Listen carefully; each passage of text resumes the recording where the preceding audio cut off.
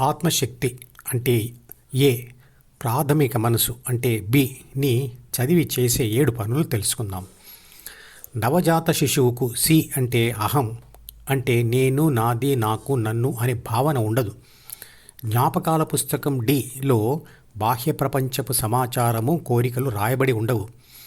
ఈ అంటే 5 జ్ఞానేంద్రియాలు మాత్రం పనిచేస్తూ ఉంటాయి.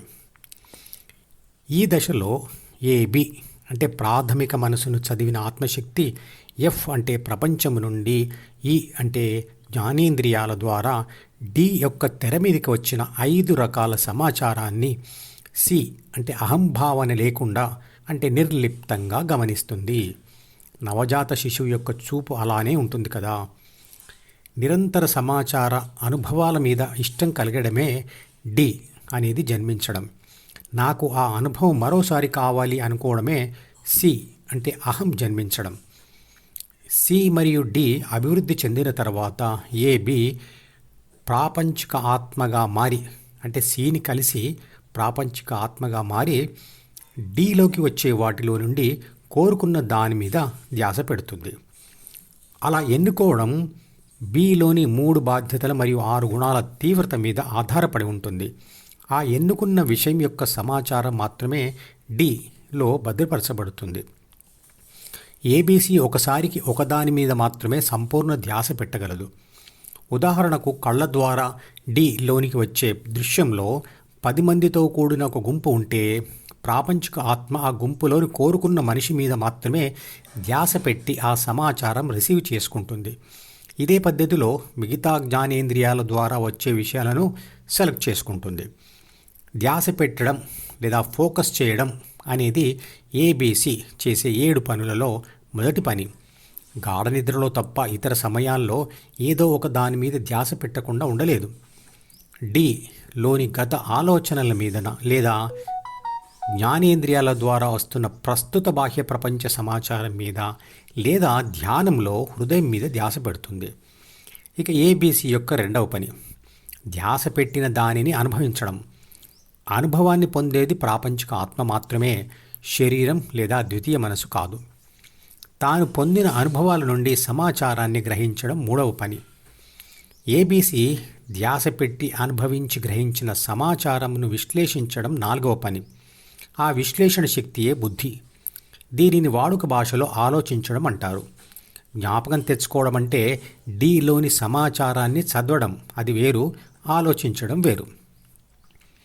బుద్ధి అనేది ఏబీసీ యొక్క సమాచార విశ్లేషణ సామర్థ్యం. ఇది పుట్టుకతో ఒక్కొక్కరికి ఒక్కొక్క రకంగా ఉంటుంది.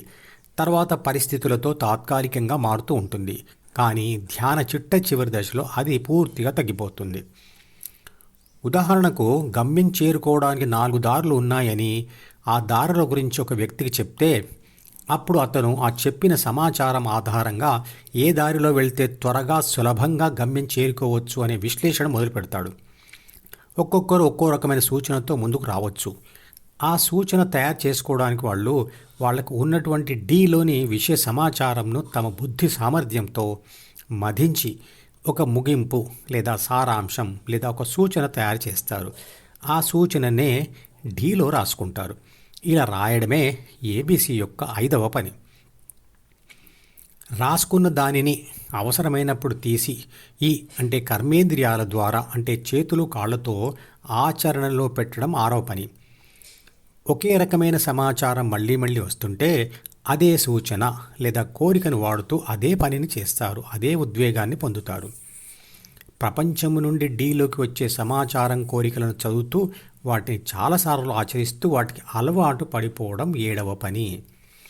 ఈ అలవాటు వల్ల డిలోని కోరికలు మరియు సి అంటే అహం బలపడతాయి. ధ్యాన సాధన చేస్తూ ధ్యాన అనుభవం నచ్చితే దానికి అలవాటు పడడం కూడా జరుగుతుంది. చాలాసార్లు ప్రయత్నించిన తర్వాత ఏబీసీ డి నుంచి విడిపించుకొని ధ్యాన కోరిక జి ద్వారా హెచ్ అంటే హృదయంలో స్థిరపడడం జరిగితే అదే శాశ్వత అలవాటుగా మారి అక్కడే ఉండిపోతుంది. ఇది కూడా ఒక వ్యసనమే. ఏబీసీ అక్కడే ఉండిపోతే అప్పుడు ఏ అంటే ఆత్మశక్తికి సి మరియు బి యొక్క అవసరం ఉండదు. అందువల్ల వాటిని వదిలి ఒంటరిగా ఉండిపోతుంది. ఆ సమయంలో ఆత్మశక్తి పరిమాణంలో తేడా ఉన్న లక్షణాలతో చూస్తే తానే విశ్వశక్తి అని గ్రహిస్తుంది. అదే స్థితప్రజ్ఞ.